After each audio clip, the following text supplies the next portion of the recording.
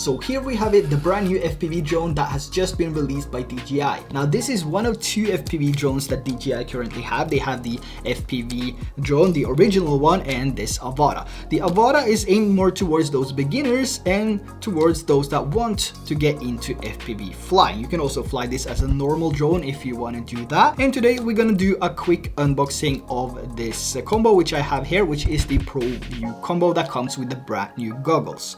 So without further ado, let's just dig into the box here and let's take a look at the Avata. Now getting any of these combos, we can see that it's split into two separate boxes.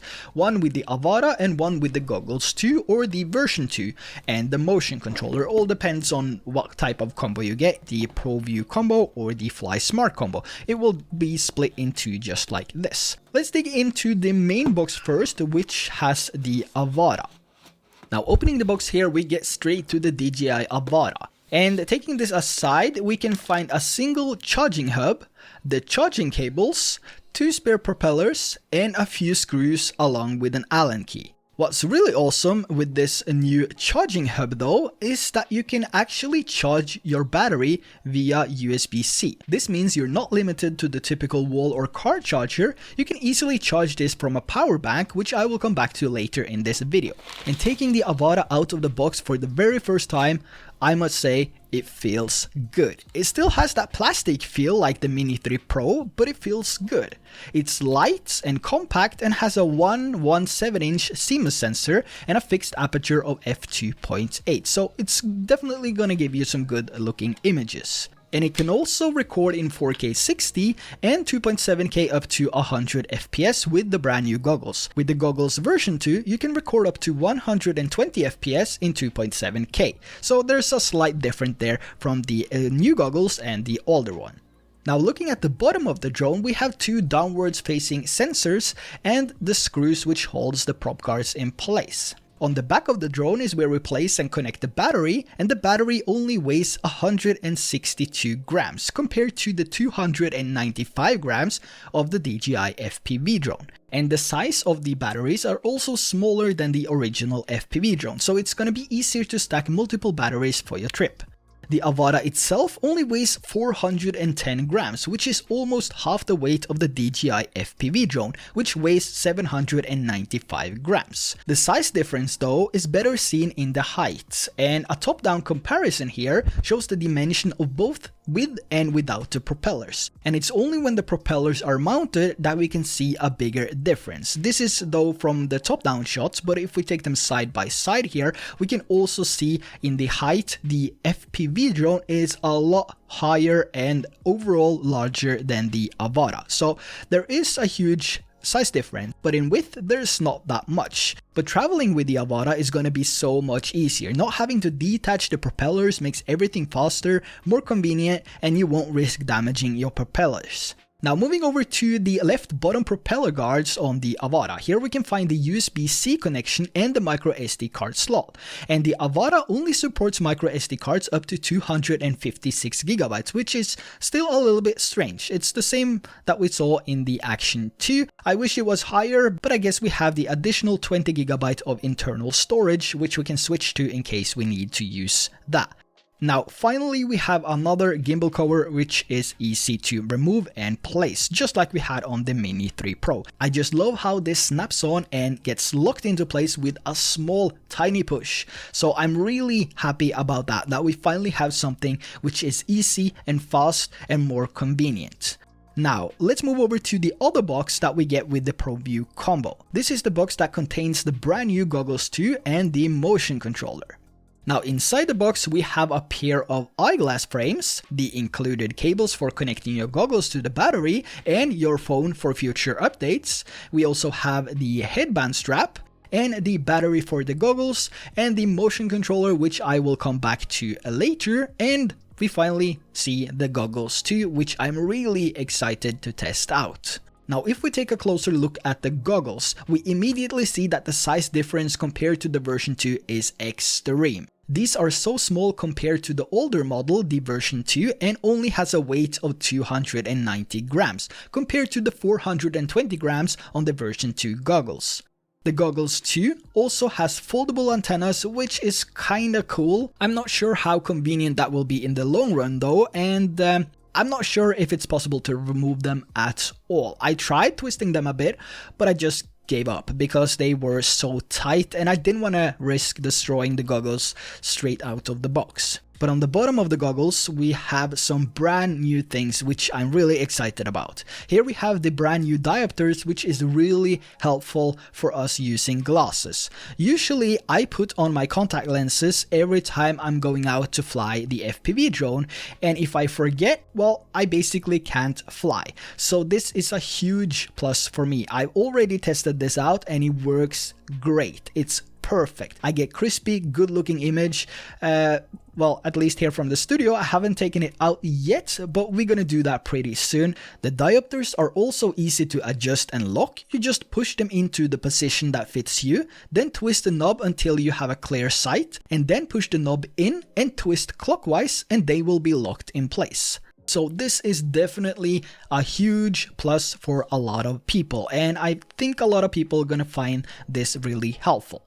And on the side of the goggles, we also have a brand new touchpad to navigate the menu inside the goggles. And this can also be locked for the convenience, so you don't risk messing around with the screen when you are flying. On the left side of the goggles, we have the micro SD card slot as well as a headphone jack. And on the right side, we have the power connection and the USB Type-C connection to connect the goggles to a phone for updates and for a live preview. Now let's move over to the last accessory, which I think you should get with this combo. And I think this is a must if you're getting the Avata or the DJI FPV drone. This is the Fly More kit. The Fly More kit is also cheaper to get than buying 2 batteries and the charging hub separately, which will drop you another $40 or so. I think it's $37 to be accurate. So it's actually going to be cheaper if you get the Fly More kit. Now, even though the Avata has 18 minutes of flight time on paper, it will only give you around 13 to 14 minutes of active flying, or less if you're really pushing it. So only having 1 battery won't be enough, so you will definitely have to invest in something more if you want to fly more than those 10 minutes. Now, what I really love about the updated charging system from DJI is that we can now charge without needing a car or a wall charger. Everything can be done from the USB Type-C connection. So you can charge your batteries using a power bank, your computer, and if your car has a USB-C outlet, you can just plug it in and charge. And you can even use your other drone batteries to charge the FPV batteries if you want to do that. Now, to be honest, I've saved the worst for last, or I mean the motion controller. It's a slick invention and really cool for the first few times you use it. I've been trying to sell mine for 9 months now. No one wants it, no one. And there's a reason why. Now, I don't want to go too much into details about the motion controller because I don't think it's worth my time or yours. But like I said, it's extremely fun the first few times, even for experienced FPV pilots. For beginners or people just starting out for the first time, it might last a little bit longer. But the problem is that you're limited. You're limited to normal and sports mode, and that's it. Even with the FPV controller, you feel like you have more freedom in normal and sports mode over the motion controller. So my biggest recommendation is to download any FPV simulator and plug in your Xbox or PlayStation controller if you don't have any FPV controllers laying around. Start practicing in manual mode. It will be much more accurate than the DJI FPV simulator, and you will have much more fun when trying the Avata in full manual mode for the first time. You also have to remember that the Avata has a fail-safe feature and a panic button, just in case you need to cool off a bit after flying in manual mode for the first time. It's not really that hard, you just have to be gentle. So practicing in the simulators for about 10 hours, 20 hours, something like that is definitely helping you out a lot. I will have my top 2 recommended FPV simulators down in the description below. These are the simulators that I use now on a daily basis, just to get an hour or 30 minutes in there to have, practice and get used to the controllers and kind of memorize everything. So it's really helpful if you want to start flying manual mode and if you really want to push it a little bit more than that sports mode. So, straight out of the box, what is my first impression? The goggles too looks really nice and they're more comfy than the older model, the version 2, and it fits my face much better. But I still prefer the look though and the option to change the antennas on the goggles version 2. And since I have 4 omnidirectional antennas on it from TrueRC, I also think the overall feed will be better. Maybe not as clear though, but better and more reliable. We will soon find out. I still gotta test that, but that's my theory. It's 2 kilometers on the paper. How far is it gonna be? Is it gonna be 200 meters? Is it gonna be 5? I don't know. We'll still have to wait and see. So I'll come back with an updated video on that shortly. Now the Avata compared to the DJI FPV, the Avata is the clear winner. It's smaller, more portable, and looks better if you ask me. The prop guards is a plus, and with the horizon leveling, I can literally capture video that looks just like it's shot on a normal drone, but moves faster. I still have to test it more than a few minutes though before I give my complete review and comparison of these 2 FPV drones. For now, the Avata is the go-to for me, and I just love the overall feel of it.